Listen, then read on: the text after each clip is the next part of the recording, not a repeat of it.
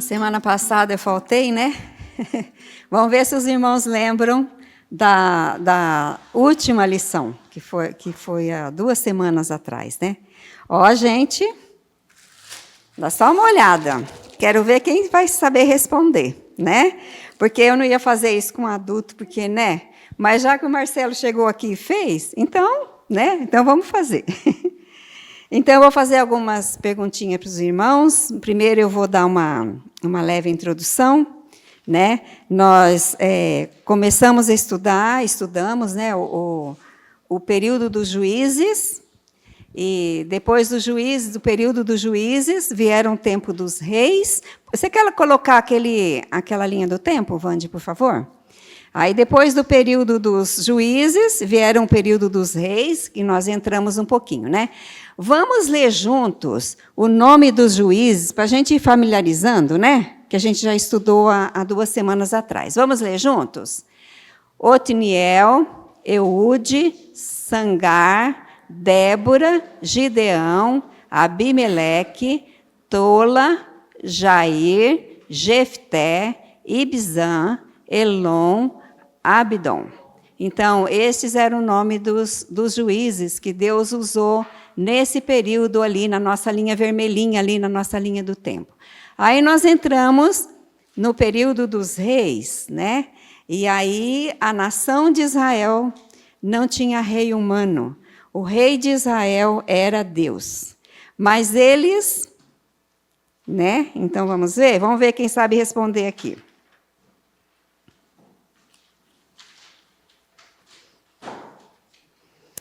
Eles queriam um rei. Até a gente mencionou na aula passada, né?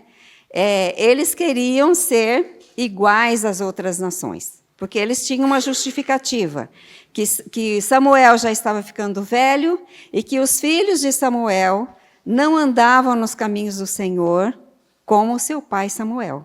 Então, eles queriam um rei, antes que Samuel morresse, né? E a gente até fez uma aplicação aqui, né? E nós, na igreja, que agora somos o povo de Deus, nós queremos ser iguais a todo mundo ou queremos ser um povo diferente, como Deus quer de nós? Deus quer de nós um povo diferente, não iguais, mas a gente insiste em ser iguais, né? Em sermos iguais ao povo do mundo. E aí eu falei sobre, então, Salomão, né? Eles escolheram Salomão. Salomão, como é que eram as características de Salomão? Ó, valendo uma balinha, ó. Como eram as características do primeiro rei de Israel? Forte, bonito. Ó, tem gente que já ganhou ali uma balinha, né? A cabeça dele sobressaltava as pessoas, né? Então ele era muito mais alto, né? Outra, então, o segundo rei, quem lembra o nome do segundo rei? Gente, nem precisa. Desculpa, caiu fora. Não fiz sexta dessa vez.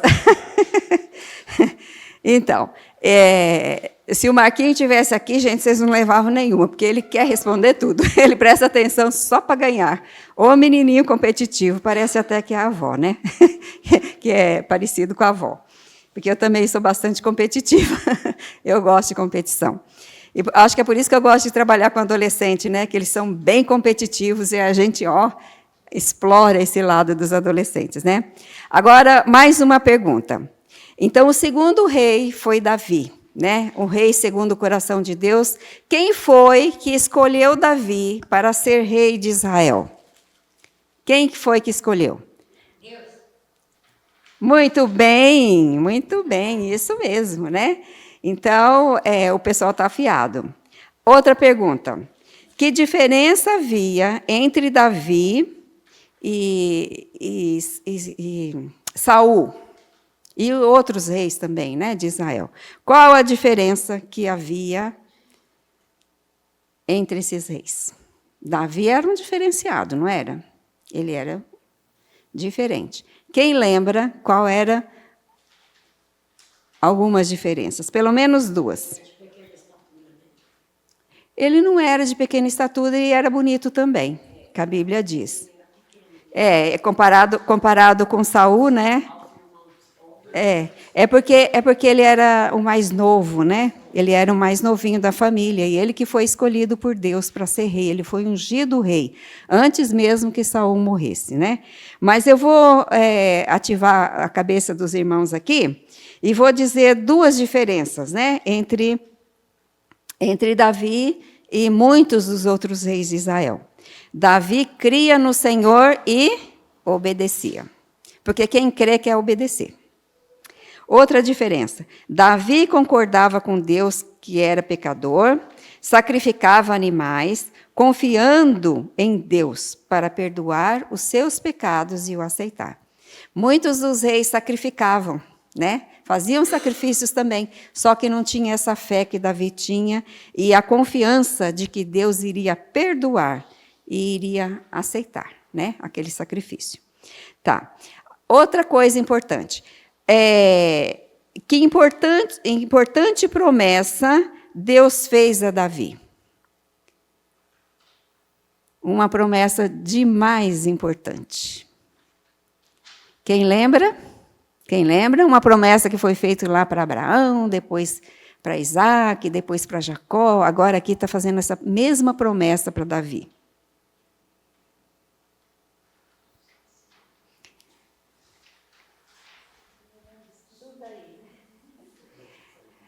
Quem lembra? Ninguém lembra. Então, vou falar, né? Que um dos seus descendentes seria o Salvador. Vocês esqueceram que Jesus era descendente de Davi? Né? Então, essa promessa importante que Deus fez para Davi, né? Outra coisa que a gente falou na aula passada. Depois que Davi construiu a sua própria casa, o que é que ele decidiu construir? Ele fez uma casa muito linda lá para ele, né? Muito lindo, um palácio. Aí ele percebeu que Deus morava ainda naquela velha tenda que foi. Ele construiu? Não. Isso. Ele intentou construir, só que ele não construiu, né? Então ele não construiu o templo, né? De que maneira esse prédio de pedra e madeira era semelhante ao tabernáculo no deserto? Eu acho que isso aqui a gente não falou. Então, a gente vai passar para frente, vamos continuar estudando. Nós hoje vamos dar uma olhadinha, porque na semana retrasada não deu para a gente falar sobre o reinado de Salomão. Então, nós vamos ver agora, né? Vamos ler 2 Crônicas 2:1. 2 Crônicas 2:1. Resolveu Salomão edificar a casa ao nome do Senhor, como também casa para o seu reino. Agora nós vamos para o capítulo 5, versículo 1. Então ele resolveu construir, né? Assim se acabou toda a obra que fez o rei Salomão para a casa do Senhor. Então trouxe Salomão as coisas que Davi, seu pai, havia dedicado, a prata, o ouro e os utensílios. Ele os pôs entre os tesouros da casa de Deus. Então, esse rei, que era filho de Davi, né, chamado Salomão, então foi reinar depois dele. A Bíblia diz que Salomão foi o homem mais inteligente, o mais sábio do mundo. Os que nasceram antes dele nunca foram tão sábios como ele. As pessoas que nasceram depois dele também nunca mais teve alguém tão sábio, tão inteligente como Salomão. Deus falou assim para ele: Salomão, depois que ele foi ungido rei, né? Pede o que você quiser que eu te dou. Em vez de pedir riqueza, pedir poder, mulheres, ele pediu sabedoria para liderar o povo de Deus, né? Então, Deus, né, mais ou menos respondeu assim, né? Você pediu sabedoria, eu vou te dar sabedoria, mas com a sabedoria você vai ganhar muitas riquezas, né? E tudo mais. Tudo que ele intentasse fazer, através da sabedoria que Deus havia dado, ele ia conseguir, né? Agora, não havia mais utilidade do tabernáculo. Vamos colocar aquela figura do templo? Isso. Ai, que lindo, né? Ai, que lindo que era o templo. Então, agora, aquele tabernáculo velho, coberto de peles de animais, né? Coberto de peles de animais e tudo mais, né? Com aquelas coisas que tinha no tabernáculo, né? Muitas cortinas de tecidos, muitas coisas assim. Então, aquele tabernáculo não tinha mais utilidade. Por quê? Porque Salomão construiu um lindo templo, né, para o Senhor. E porque o tabernáculo foi desprezado agora, né? Então, essa nova casa, o templo do Senhor, tinha os mesmos cômodos que tinha no tabernáculo. A mesma coisa, tinha o lugar santo e o santo dos santos, a arca da aliança, o candelabro de ouro, tudo que tinha, igualzinho tinha no tabernáculo, agora tinha no templo, né? Aquela cortina grossa que separava o santo do lugar do santo dos santos, também tinha lá, né, que era chamado véu, que ficava pendurado em frente ao lugar santíssimo, o cômodo onde Deus iria habitar. Quando o Senhor Jesus morreu na cruz, essa mesma cortina rasgou de alto a baixo, né?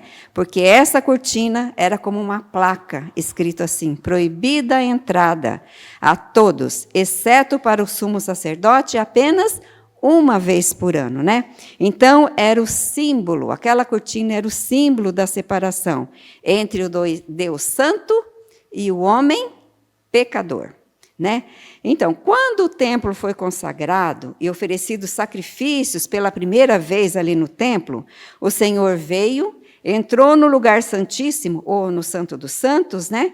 E do mesmo modo como ele tinha acontecido no tabernáculo, aconteceu também no templo, né?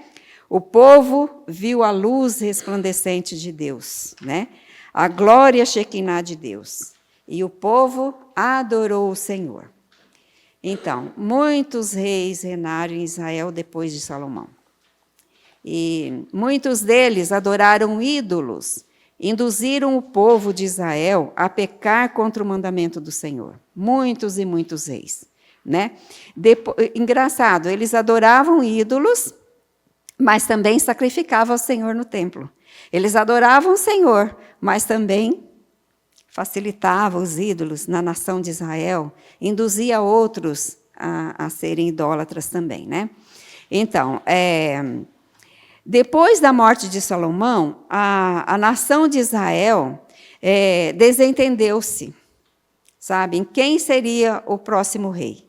Então, Salomão morreu e já veio essa dificuldade, né? quem vai ser o novo rei. E a desavença foi tanto que o reino se dividiu. Então, 2 reinos agora. Não aquele povo único de Deus, mas o reino dividido agora, né? 10 tribos que ficavam na parte norte, 10 tribos que ficavam na parte norte, passou a chamar o reino de Israel. 2 tribos, porque eram 12, né? 2 tribos que ficavam ao sul de Israel, passou a ser chamada reino de Judá. Então, 2 reinos. O reino de Israel ao norte e o reino de Judá ao sul. Então, a gente abrangeu aqui, nessas 2 lições, né, uma das principais épocas do povo israelita, né? Então, de Josué até os reis. Vamos dar uma olhadinha no quadro cronológico? Lá de Josué até o período dos reis. Vocês estão vendo lá, ó? Josué? Vocês estão vendo? Deu para ver, Josué? Não deu, né? Não deu para ver. Então, mas desde Josué, porque está na outra... Cadê? Ah, sim, agora enxerguei agora. É que está marrom e a letra não ficou muito boa. Então, daquele período ali de Moisés, Arão e Josué, nós somos até o período dos reis, né? Então, nós vimos os 2 primeiros reis, que foram Saul e Salomão, e depois o filho de Saul, aí o reino foi dividido, né? Então, a gente abrangeu assim, um período grande da história, né? E agora vamos passar para a nossa lição de hoje, né? Deus deu seus mensageiros, os profetas. Agora vocês têm as folhas, né? Aí, porque quem faltou na outra aula não ficou sem a folha, né? Deus deu seus mensageiros, os profetas, a Israel. Vamos ver os objetivos? Objetivo da lição: mostrar que Deus enviou seus profetas para contar aos homens a verdade sobre ele e sobre a necessidade de se arrependerem e de se aproximarem de Deus, do modo que ele mesmo pré-estabeleceu, a fim de que possam ser salvos. Outro objetivo: mostrar a fidelidade de Deus em cumprir suas promessas e levar adiante seus planos. Outro: mostrar os antecedentes históricos e as práticas religiosas do tempo que precedeu a vinda de Cristo. Agora, essa lição deverá nos ajudar a ver que Deus tem dado sua mensagem aos homens, porque Ele nos ama e quer que sejamos salvos. Ver as terríveis consequências de recusar dar ouvidos a Deus e continuar em pecado e rebelião contra Ele. E também prever a história da vinda de Jesus Cristo. Então, esses são os nossos objetivos e a ajuda, né, que a gente vai receber através dessa lição. Vocês já tentaram dizer uma coisa para alguém que essa pessoa não queria ouvir? Vocês já disseram? Quando a gente vai chamar a atenção de alguém, né, e aquela pessoa continua dura ali, rebelde, não quer ouvir, né? Vira as costas, não quer ouvir. Aquilo é duro demais, né? Não quer ouvir, só quer ouvir elogios, coisas boas para o ouvido. Então, e é fácil isso? Quando a gente vai chamar a atenção de um filho, por exemplo, e ele não quer ouvir, ou de alguém na igreja que você está vendo que não está no caminho certo, você vai conversar com aquela pessoa e aquela pessoa não quer ouvir. Vocês já passaram por isso? Eu já, muitas vezes, né? Pior ainda, você já advertiu alguém que você ama a respeito de algo que iria causar-lhe mal, se ele não seguisse seu conselho? Você ama aquela pessoa, você está vendo que a pessoa está indo para o abismo, né?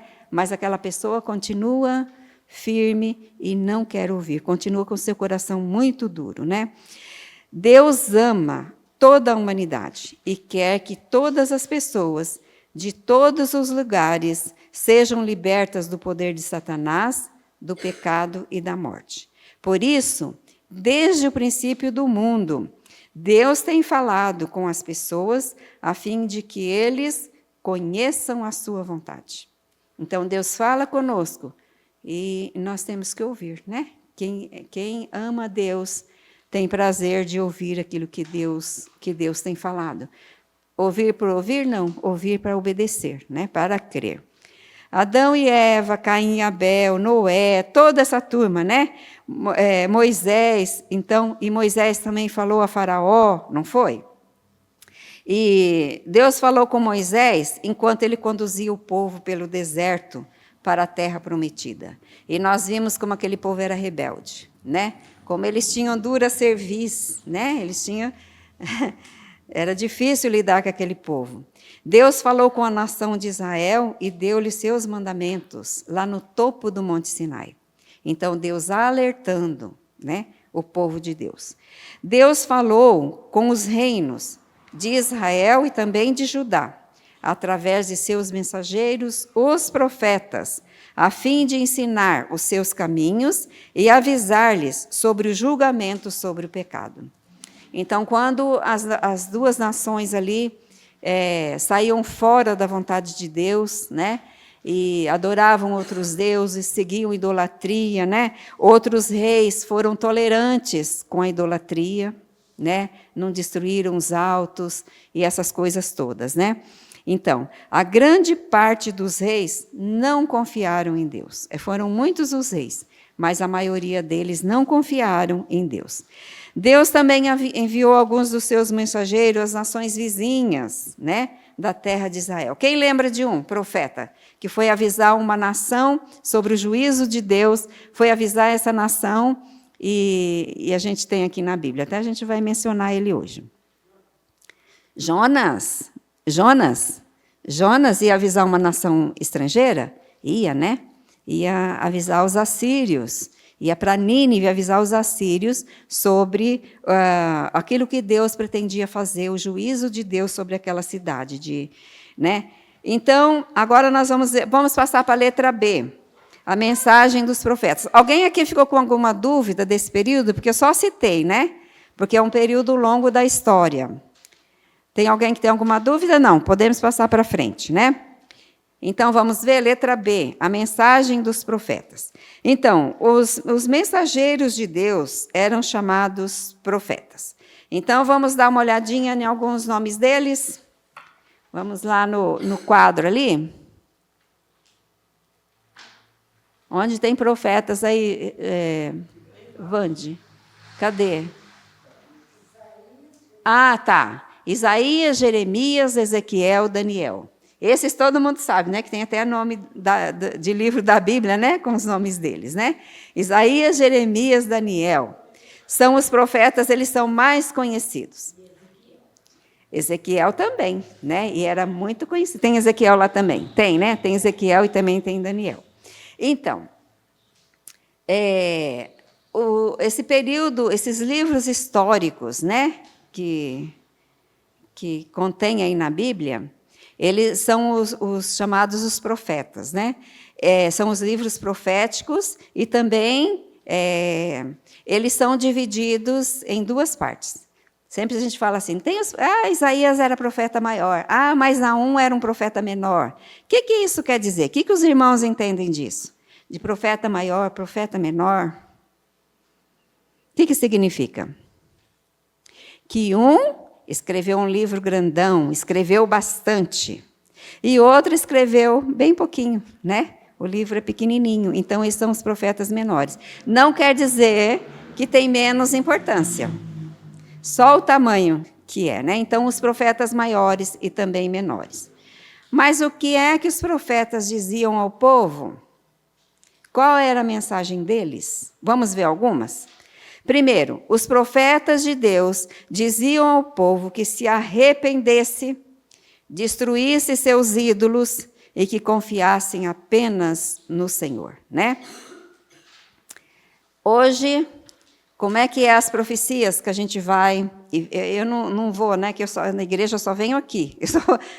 Dificilmente eu frequento outra igreja. Mas na televisão a gente vê, né? O que é que os profetas de Deus, hoje, que se dizem profetas de Deus, dizem nas suas mensagens. Porque os profetas lá do Antigo Testamento, o que eles diziam? Arrependei-vos. Arrependei-vos. E os profetas de hoje? Deus tem uma bênção para você. Deus tem uma bênção para você. Uma bênção muito grande, né? Um plano para a sua vida. Não fala nada de arrependimento, de mudança de vida, de mudança de atitude, né? Então, são aquelas promessas. Deus vai mandar uma bênção muito especial. Aquilo que você almejou, né? Aquela sua casa própria, aquele carrão, Deus vai te dar. Então, é diferente da mensagem dos profetas do Velho Testamento? É muito diferente, né? São antagônicos, né? Então, eles falavam que tinha que se arrepender. Mas o que é arrependimento mesmo? Valendo uma valinha. Quem mais sabe? O que é arrependimento? Mudança de atitude. Balinha para você, que você merece. E balinha para o Osni, que ele também merece. Gente, eu não acerto uma. Todas as balinhas do Osni vão fora, né? Então, eles pregavam arrependimento. E arrependimento quer dizer mudança de pensamento e mudança de atitude, né? Então, muitos dos israelitas que adoravam a Deus no templo também adoravam os ídolos. Eles eram dúbios, né? Adorava a Deus no templo, ia lá no templo, oferecia sacrifício, adorava a Deus, mas também ia nos altos e adoravam também, né? Deus disse a eles que jamais concordaria com isso. Deus não gosta de idolatria, né? Eles tinham que escolher a quem servir. Ou vocês servem a idolatria, esses deuses dos povos vizinhos, ou vocês servem e adoram a Deus. Aqueles que adoram a Deus devem fazê-lo de todo o coração. A gente não pode ter o coração dividido. Tem que sempre ter íntegro, né? Inteiro para o Senhor. Não como o povo de Israel, né? Que tinha Deus, mas também queria ser igual aos outros, né? Então, a sua adoração, a nossa adoração, a adoração aqui da nossa igreja, deve ser de acordo com o quê? Com os nossos mesmos, do jeito que eu penso? Não, tem que ser da maneira de Deus, né? De acordo com a palavra de Deus.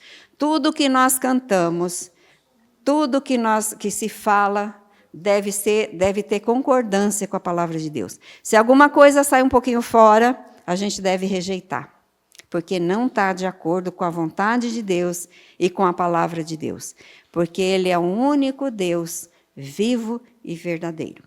Bom, então, os profetas diziam para eles se arrependerem. Outra mensagem dos profetas. Os profetas também relembravam os israelitas as leis dadas por Deus através de Moisés. Então, eles tinham também esse dever de ensinar, né, o povo de Deus a respeito das leis que eles já tinham. Mas eles não tinham a Bíblia, 2, 3, 4 Bíblias nas suas casas, não, né? Eles tinham que guardar na mente, tinham que guardar no coração, porque não era muito fácil ter, né? Então, eles falavam que eles tinham essa função de relembrar, porque eles não tinham à mão as leis de Deus, né? Então, os israelitas, também eles diziam que os israelitas, evitar que os israelitas desobedecessem essas leis. Então, eles estavam sempre ensinando e falando para os israelitas obedecerem, né? Os profetas diziam ao povo, por ordem do Senhor, que eles, se eles não se arrependessem, Deus iria castigá-los. Se eles continuassem com ídolos, Deus iria castigá-los, né? ele enviaria seus inimigos para lutarem contra eles. Seus inimigos iriam derrotá-los e os levaria cativo, né? Vocês já imaginaram? Imagine só. Depois que eles saíram de ser escravos no Egito, com aquela grande libertação de Deus, agora, por causa de ídolos, eles vão ser levados cativos, de novo, ser escravo de outros povos de novo. Um povo que deveria servir a Deus, ser feliz, obedecer a Deus em tudo e manter essa comunhão com Deus para que recebessem as bênçãos de Deus, né? Os israelitas, então, se não obedecesse, continuasse com seus ídolos, né, seriam escravos em terras estrangeiras, onde seus inimigos falavam outras línguas e adoravam outros deuses, né?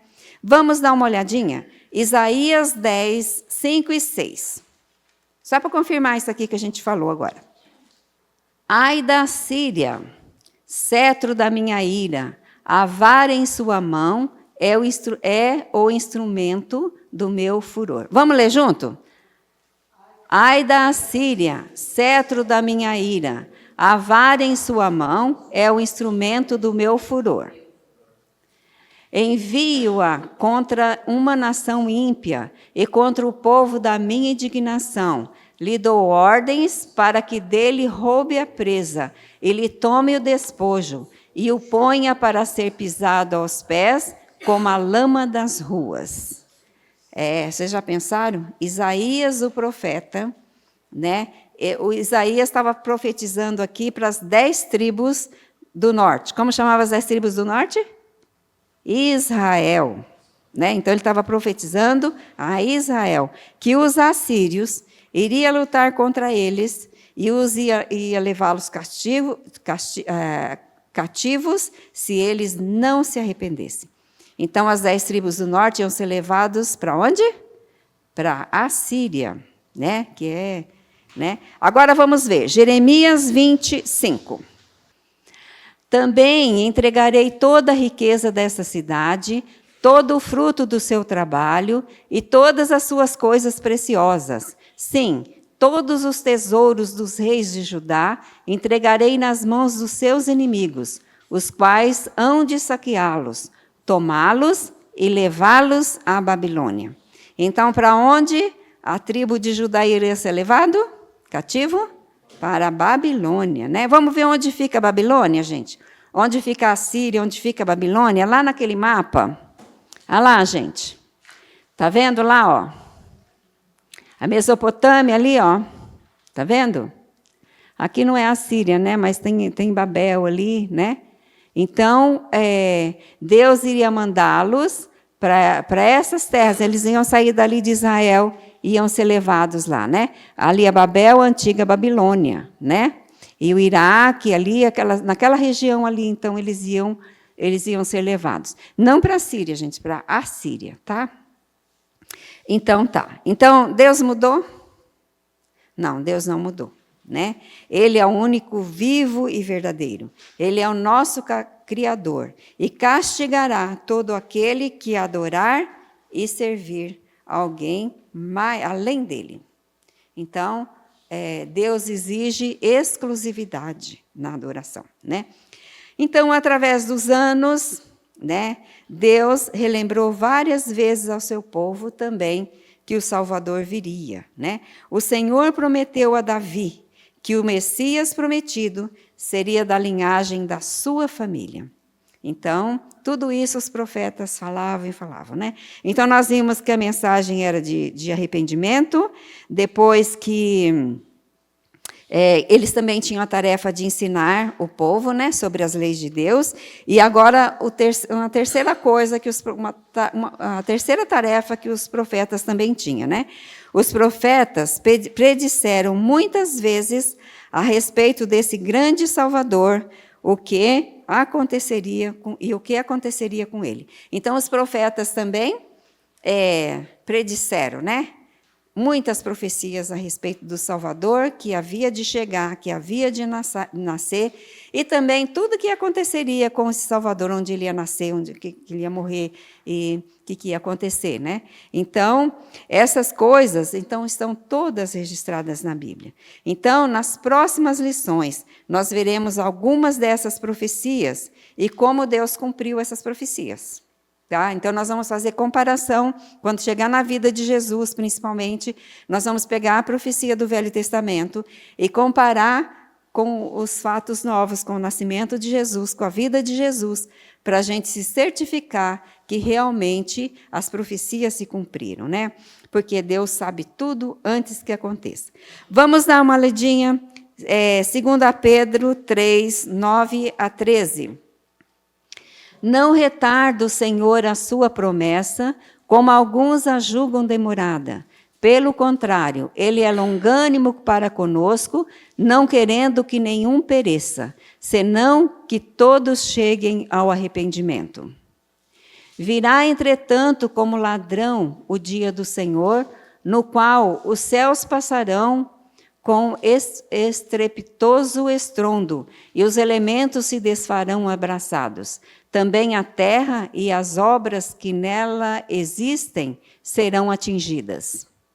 Visto que todas essas coisas hão de ser assim desfeitas, deveis ser tais como os que vivem em santo procedimento e piedade, esperando e apressando a vinda no dia de Deus, por causa do qual os céus incendiados serão desfeitos e os elementos abrasados se derreterão. Nós, porém, segundo a sua promessa, esperamos novos céus e nova terra, nos quais habita a justiça. Então, é bem sugestivo esse texto, né? Vamos viver para a glória de Deus, para que Deus seja propagado, abreviar a sua vinda, para que Deus seja propagado, a pessoa de Jesus, o ministério de Jesus, a salvação através de Jesus, seja propagado a todos os povos, que nós sejamos porta-voz de tudo isso, né?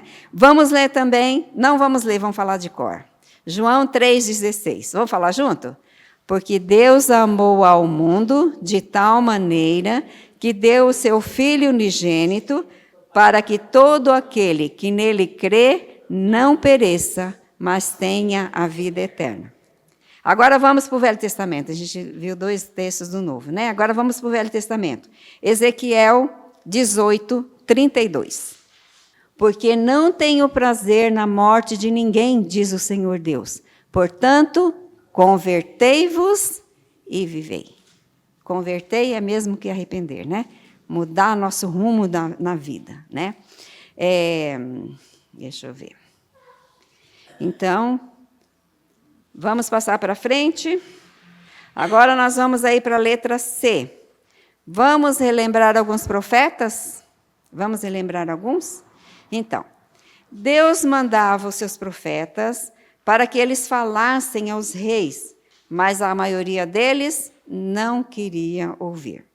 Vamos falar, então, vamos citar alguns aqui, vamos relembrar algumas coisas desses profetas que são, eu acho que os mais conhecidos da Bíblia. Vamos falar primeiro de Elias, né? Ele era um homem que confiava em Deus e ele fez muitos milagres.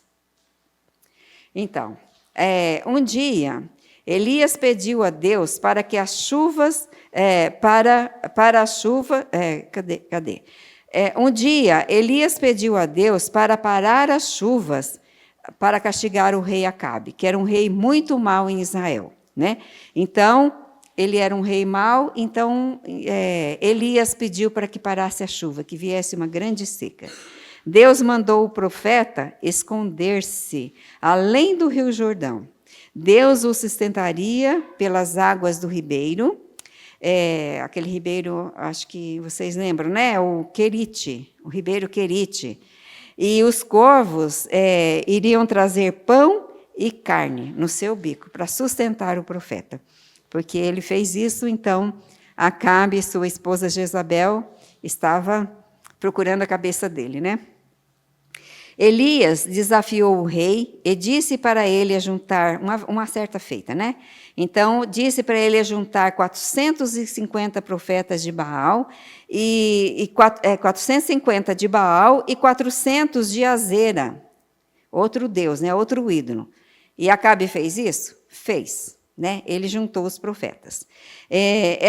Então, essa história fantástica está em 1 Reis, capítulo 18, se os irmãos quiserem conferir depois. Né? Elias disse a Deus que respondesse em fogo, consumindo o sacrifício em cima do altar com lenha, o Deus que respondesse. Então, ficaria evidente que esse era o Deus verdadeiro. Né? Então, os 850 profetas, depois de gritarem muito, de se cortarem, Baal, responde-nos, né? Manda fogo para consumir o nosso sacrifício aqui, responde-nos, Baal. Né? Então, eles conseguiram? Não conseguiram. Né? Eles não conseguiram. Elias debochou um pouco, né? Eu acho que Elias deu uma boa debochada aqui desse povo, né? Então, chamou ao lado, né, deles. Então, Elias, reconstruiu o altar do Senhor e mandou colocar, por 3 vezes, colocou água em cima ali do altar, né, do sacrifício e da lenha e do altar. E para que ninguém pudesse dizer que era truque, né? Então, ele orou a Deus. E ele mandou colocar água, fazer um rego, né?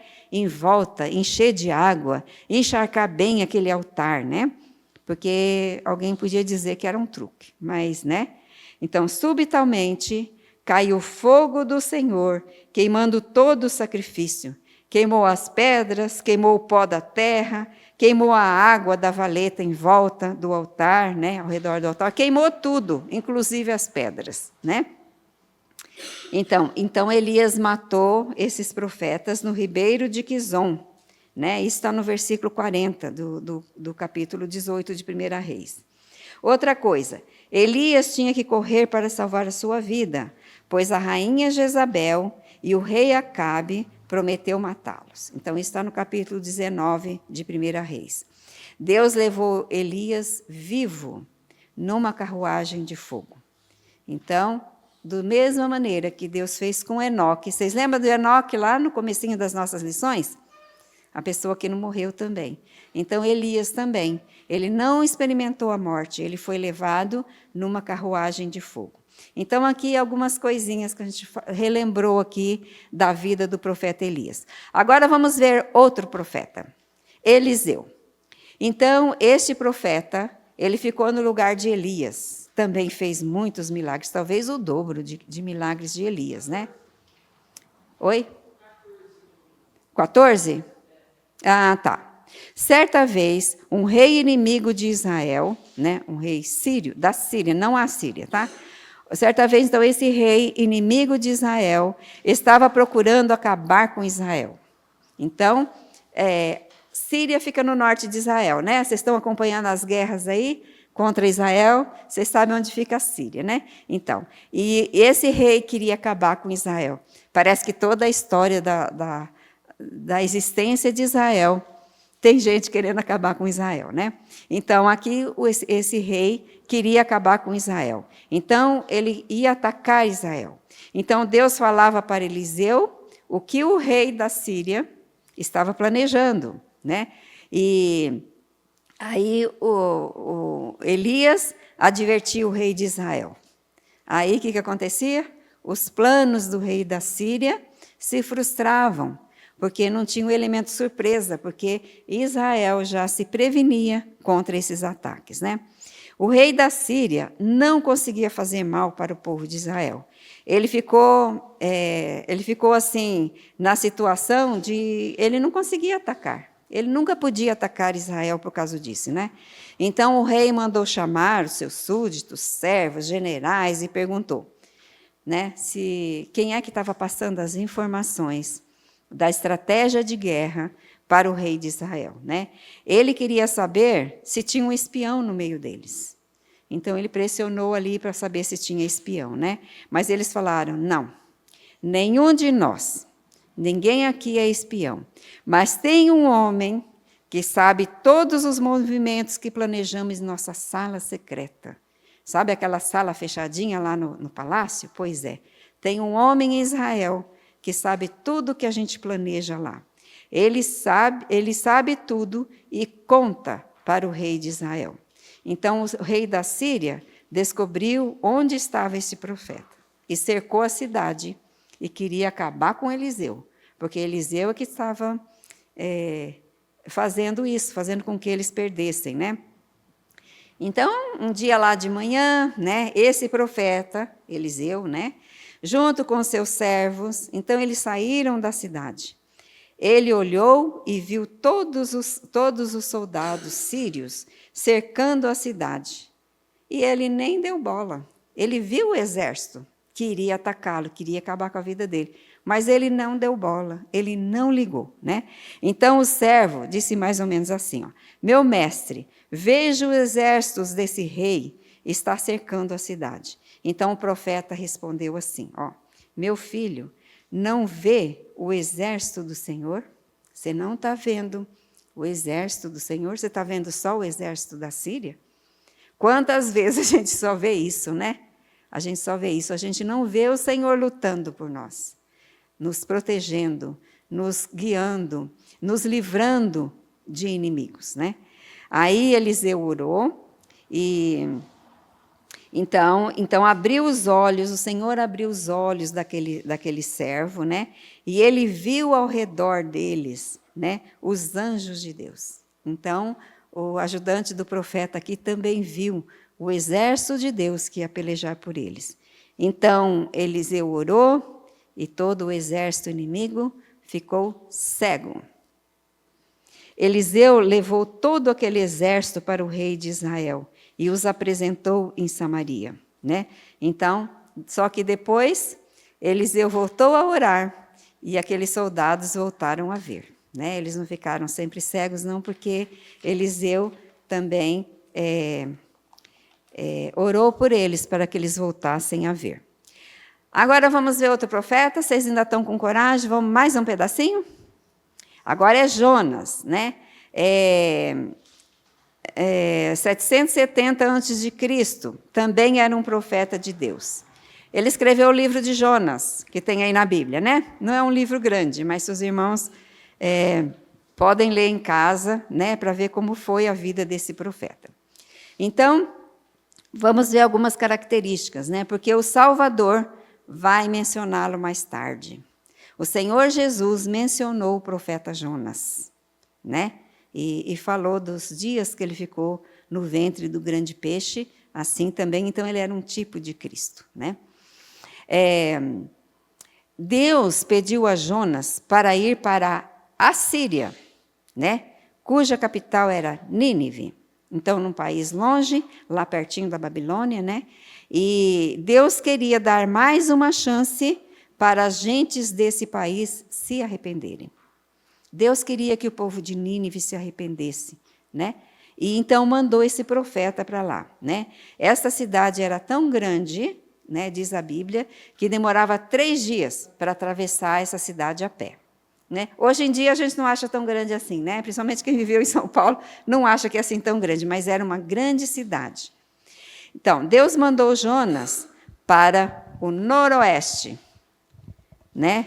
Mas, em vez disso, Jonas foi para o leste. Noroeste é aqui, né? Noroeste é aqui.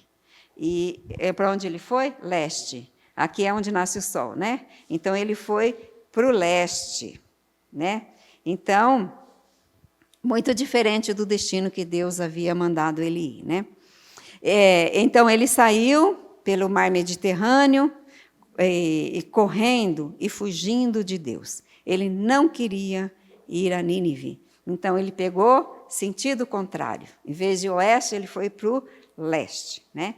E então, ele estava fugindo de Deus. Parece que Jonas não tinha muito entendimento de quem era Deus, apesar dele ser profeta. Às vezes também. A gente não tem muito entendimento de quem é Deus na nossa vida. Por isso que a gente faz algumas coisas, às vezes, por falta de conhecimento de Deus, né? Então, ele pensou que poderia escapar de Deus. Será que ele conseguiu? Vamos ler? Jonas 1, de 4 a 17. Mas o Senhor lançou sobre o mar um forte vento, e fez-se no mar uma grande tempestade, e o navio estava a ponto de se despedaçar. Então os marinheiros, cheios de medo, clamavam cada um ao seu Deus, e lançavam ao mar a carga que estava no navio, para o aliviarem do peso dela. Jonas, porém, havia descido ao porão e se deitado, e dormia profundamente. Chegou-se a ele o mestre do navio e lhe disse: Que se passa contigo, agarrado no sono? Levanta-te, invoca o teu Deus. Talvez assim esse Deus se lembre de nós, para que não pereçamos. E diziam uns aos outros: Vinde e lancemos sorte, para que saibamos por causa de quem nos sobreveio este mal. E lançaram sortes, e a sorte caiu sobre Jonas. Então lhe disseram: Declara-nos agora, por causa de quem nos sobreveio este mal, que ocupação é a tua? De onde vens? Qual a tua terra? E de que povo és tu? Ele lhes respondeu: Sou hebreu e temo ao Senhor, o Deus do céu, que fez o mar e a terra. Então os homens ficaram possuídos de grande temor e lhe disseram: Que é isto que fizeste? Pois sabiam os homens que ele fugia da presença do Senhor, porque ele o havia declarado. Disseram-lhe: Que te faremos para que o mar se nos acalme? Porque o mar se ia tornando cada vez mais tempestuoso. Respondeu-lhes: Tomai-me e lançai-me ao mar, e o mar se aquietará. Porque eu sei que por minha causa vos sobreveio esta grande tempestade. Entretanto, os homens remavam, esforçando-se por alcançar a terra, mas não podiam, porquanto o mar se ia tornando cada vez mais tempestuoso contra eles. Então, clamaram ao Senhor e disseram: Ah, Senhor, rogamos-te que não pereçamos por causa da vida deste homem, e não faças cair sobre nós este sangue, quanto a nós inocentes, porque tu, Senhor, fizeste como te aprouve. E levantaram a Jonas e o lançaram ao mar, e cessou o mar da sua fúria. Temeram, pois, estes homens em extremo ao Senhor, e ofereceram sacrifícios ao Senhor e fizeram votos. Deparou o Senhor um grande peixe para que tragasse a Jonas, e esteve Jonas 3 dias e 3 noites no ventre do peixe. Então aqui a história bem linda, que os irmãos bem conhecem. Às vezes só falta a gente relembrar, recordar, destacar algumas coisas aqui da história, né? Então, os marinheiros não sabiam o porquê daquela tempestade, não tinha previsão, né, daquela tempestade. E então, eles tinham esse costume de fazer aquele jogo, né, de lançar sorte. A sorte caiu em Jonas, né? Então, ele disse assim: ó, culpado sou eu, pode me jogar no mar, né? Ele ficou lá na barriga do peixe 3 dias e 3 noites, né? Deus supriu para ele oxigênio e água para que ele pudesse permanecer vivo. Agora eu tenho uma dúvida aqui, gente. Eu tinha muita luta com isso quando eu era mais nova, né? E eu tinha bastante luta, eu não tinha onde pesquisar, eu não sabia. 3 dias e 3 noites o Senhor Jesus compara com a sua morte enquanto ele teve na sepultura, né? Antes da ressurreição. Mas Jesus ficou lá 3 dias e 3 noites. Porque ele morreu na sexta, né? E no domingo ele ressuscitou. Então, no nosso jeito, na nossa cultura, né, não parece lógico, né? Então, mas a maneira do judeu contar o tempo é diferente da nossa maneira, né? Não é do nosso modo. Sempre um dia inclui o dia e a noite, né? E também assim, por exemplo, o dia começa às 18 horas, né? O dia do judeu começa às 18 horas e vai até às 17h59 do outro dia. O outro dia começa às 18 horas novamente. Suponhamos que Jonas tivesse sido lançado às 17h59. Então, contou esse dia? Contou. Né? Eles contavam. Por exemplo, eu tenho 70 anos e em outubro eu vou fazer 71. Então, falta um pouquinho, né? Eu falo que eu tenho 71 ou falo que eu tenho 70? 70, todo mundo fala, enquanto não completa, né? Mas o judeu não. Uma vez que você entrou no 71, já conta 71, e não 70 mais, porque você já entrou naquele ano, né? O dia dos judeus também era assim, dias e anos e tudo, né? Então, até que a gente completa, a gente diz que né? Por exemplo, enquanto não completou as 24 horas, a gente conta um dia só, né? Mas eles não, mesmo que não completou. O que foi antes das 18 horas, conta um dia. E o que foi depois das 18 horas, conta outro dia, mesmo que não complete, né? Deu para entender, gente? Isso porque nós estamos estudando a palavra de Deus no contexto cultural também. Lembra? Quais os contextos que nós estamos estudando? Histórico, geográfico, cultural, qual é o outro? Linguístico, né? Contexto linguístico também. Então, isso aqui é um contexto cultural. Então, no capítulo 2 de Jonas, no versículo 10, então Jonas não quis obedecer a Deus. O que mais me impressiona nesse versículo 10 aqui, é que Jonas não quis obedecer a Deus. Mas e o peixe, obedeceu? O peixe obedeceu. Não é intrigante isso aqui, né? É muito intrigante. Jonas não quis obedecer, mas o peixe obedeceu, né? E o peixe acabou depois vomitando ele lá onde Deus queria mandá-lo, né? Nem o peixe queria ficar com ele. Né? Vomitou ele fora, não aceitou o peixe, né? E em Jonas também, capítulo 3, de versículos 1 a 3, né? Então, de 1 a 6, a gente vai ver Jonas caminhando até chegar em Nínive. Então, Jonas começou a proclamar nas ruas que Deus iria destruir aquela cidade, que atitude essa cidade tomou. Quem lembra? Deus vai destruir essa cidade, vocês têm que se arrepender. Qual foi a atitude da cidade em relação à mensagem de Jonas? Eles se arrependeram, né? Eles se arrependeram. E então eles procuraram a misericórdia de Deus, né? Eles creram na mensagem de Deus. Então, olha só o que o rei proclamou. Está em Jonas no capítulo 3, de 7 a 9. Nós não vamos ler porque eu quero terminar esse Jonas aqui hoje, né? Então, imagina que o rei colocou um pano grosso, né, rústico, um pano de saco em cima de si e colocou cinzas, mostrando arrependimento.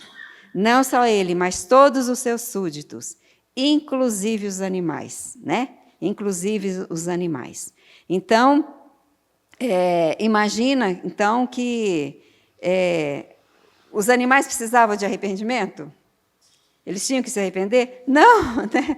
Mas, mesmo assim, pense comigo, se deixarmos uma vaca, porque foi jejum, né? Foi humilhação e com jejum, pano de saco e cinza, né? Então, uma humilhação muito, muito intensa. E imagine os animais, né? Que não precisavam nem de participar desse arrependimento. Imagina só, se nós deixarmos uma vaca sem comer e sem beber, um dia todo. O que ela faz, Osni? Uma berração danada, né? Berra muito, as vacas berram muito se elas ficarem sem comer, né? Então, imagine todas as vacas, todas as ovelhas, todos os animais berrando e gritando, né? Sem comer e sem beber um dia inteirinho. Então, Nínive foi diferente, né? Nesse dia aqui do arrependimento, né? Além disso, eles colocaram esse pano, né? Então, cadê?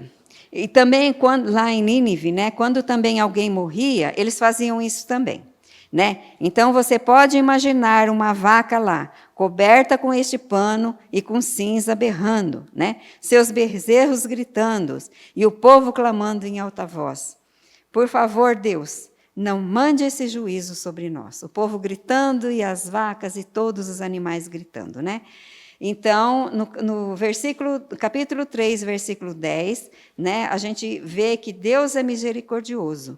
Quando alguém se humilha, admite a sua culpa e apela pela sua graça e misericórdia, o que é que Deus faz? Ele ouve, né? Então, vocês sabem que Jonas viu isso e ficou chateado?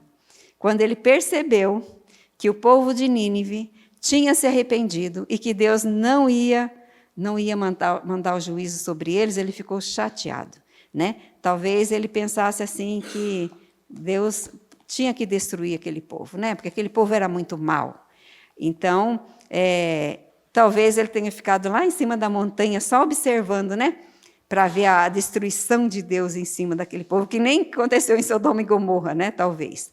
Então, ele ficou chateado e ficou lá naquele monte, lá no sol, né? De repente, Deus colocou uma aboboreira que cresceu em cima dele, né? E cobriu ele do sol, fez sombra para ele, né? E Jonas ficou animado, muito animado por causa daquela sombra, porque o sol estava causticando ele, né? Então, Deus mandou um verme para comer aquela aboboreira. E Jonas ficou muito bravo, porque o verme estava comendo a aboboreira. E ele ficou novamente naquele sol quente. Então, Deus disse mais ou menos assim: Jonas, você ficou bravo por causa da aboboreira que eu mandei um bichinho para comer. Este povo de Nínive não conhece nem a palavra de Deus. E você está bravo porque eu não o destruí? Então, eu fiquei com pena deles, senti misericórdia deles. Então, não dei o que eles mereciam. Porque misericórdia é Deus não dando aquilo que a gente merece, né? Então, Deus não deu aquilo que o povo de Nínive merecia, mas deu salvamento para ele, né? Em Jonas, capítulo 4, de 8 a 11, nós podemos ver que Deus é piedoso. Ele tem misericórdia daqueles que reconhecem que são pecadores, aqueles que buscam nele a solução do salário do pecado, que é a morte. Então, Deus tem misericórdia dele, né?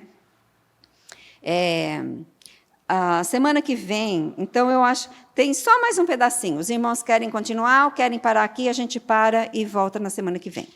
Tá bom? Ou os irmãos querem concluir essa lição?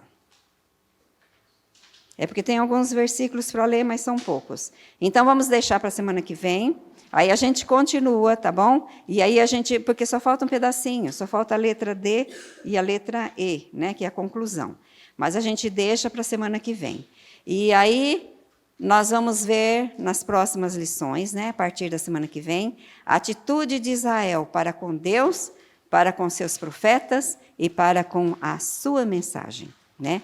Então, que Deus nos abençoe e que nós possamos tirar proveito dessas lições, que nós precisamos estudar para que a hora que a gente chegar no Salvador, a gente tenha um entendimento mais claro. Já estamos chegando lá no Salvador.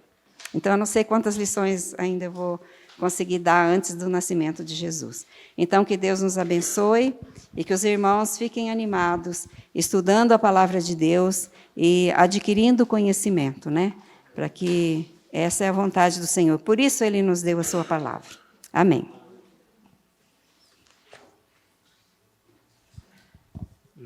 João.